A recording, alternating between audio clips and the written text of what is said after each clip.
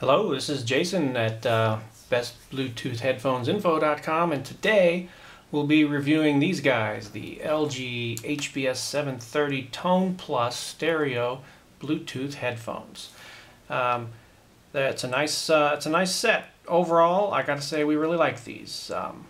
Let's see. Before we get into it, let me first disclose that we bought these full price from Amazon.com. We have no relationship with LG. Which should allow us to be impartial when we review these guys. We paid $44.40 for these at the time we bought them. That was full price. They made, the price fluctuates on Amazon quite a bit, so I'm not sure what they're going for today. But let's get into it. Like I said, overall, we really like these. They were comfortable. The battery life was good. Sound quality was good, and so I would recommend them. Now, if we get into some of the specifics, let's talk about comfort. Basically, they're a set of earbuds. You wear these guys and they're extremely comfortable.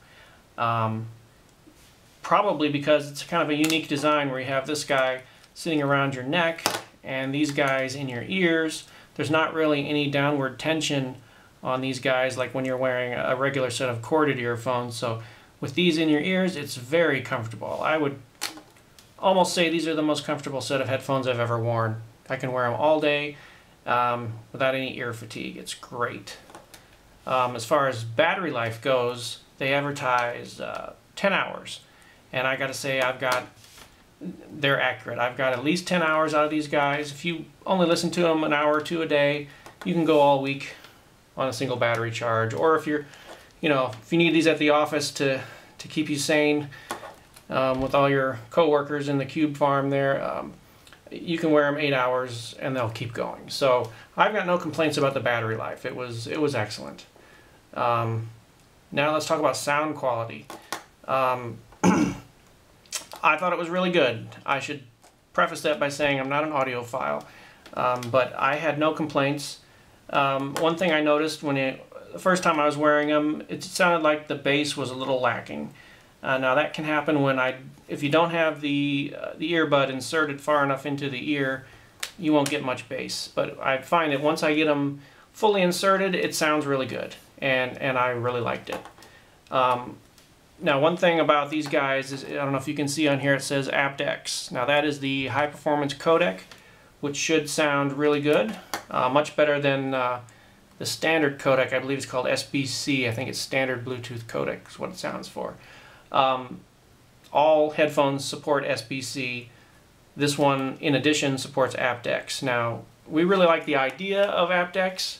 It sounds like a great idea. Let's get a higher quality codec for better sound quality, but I think in the execution, it leaves a little to be desired. First off, I can never tell when I'm using aptX. I still don't know for sure that I ever have used it. On Android, there doesn't seem to be any simple way to tell if it's using aptX versus SBC. In Windows 7, I didn't find a way to easily tell. Now on my MacBook, I did find an easy way to tell what I'm using, and of course it always told me I was using SBC. So I'm going to dig into it some more. I'll probably amend this review or post another one once I figure out how to make sure I'm using aptX on the MacBook, and then I'll be able to review it.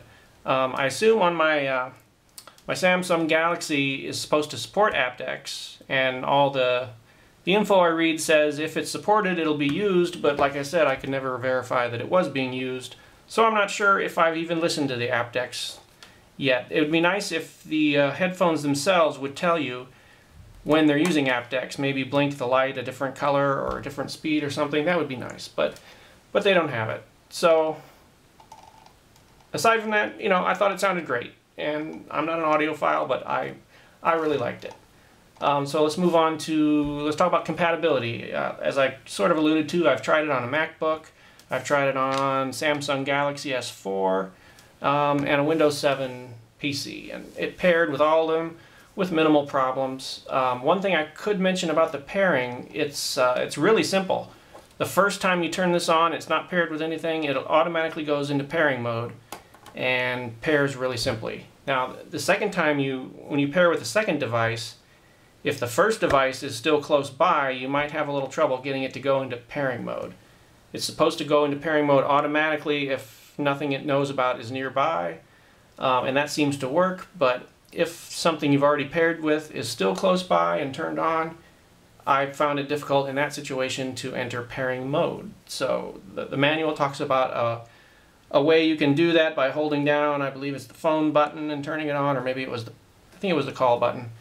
That never seemed to work for me. I had to turn off any other nearby paired devices or go out of range, and then it would automatically enter pairing mode after 10 seconds. So that was one little annoyance, but it's kind of minor. How often do you need to pair with something? Just once, really. So. But I'll note that here. Phone calls, this thing makes pretty good phone calls. I haven't used it extensively for phone calls since it's more of a music or a podcast listening headset, but I made a few phone calls with it and they sounded great. The person on the other end thought I sounded great too, so no complaints there. So we're kind of wrapping it up. Oh, just miscellaneous things. All the controls work pretty well as advertised. The one unique feature about this guy is these magnetic holders for the earbuds, which is a neat little feature. Now the only thing I can say about those is I wish it was a little stronger. Wearing these guys when they're not in your ears, I tend to pull on they seem to pop out all the time. I don't know why, but and when these are on, it's a little bit difficult to actually put them back in here because you need to look down and you can't really see it, but that's kind of minor. They do work, and it's a neat little feature. So I'll just note that and move on. So in conclusion, I would just say it's a really good set of headphones. The price fluctuates quite a bit. If you can get a good deal on them, I might go for it. aptX is another thing altogether. I don't know if it's worth it at this point, unless you are an audiophile and you're willing to figure out how to make it work. LG has a number of other models that look just like this that don't have aptX, and I think some of them are actually a little cheaper too, so you might want to go that route. But aside from that, I really enjoyed these headphones. I'll probably keep using them for a while, and I may update the review when I figure out aptX. So that's all we have to say about the LG HBS-730s for now. If you like this, give us a comment. If you want to see some other reviews, check out the link up in the corner here for some other reviews at bestbluetoothheadphonesinfo.com. Thanks.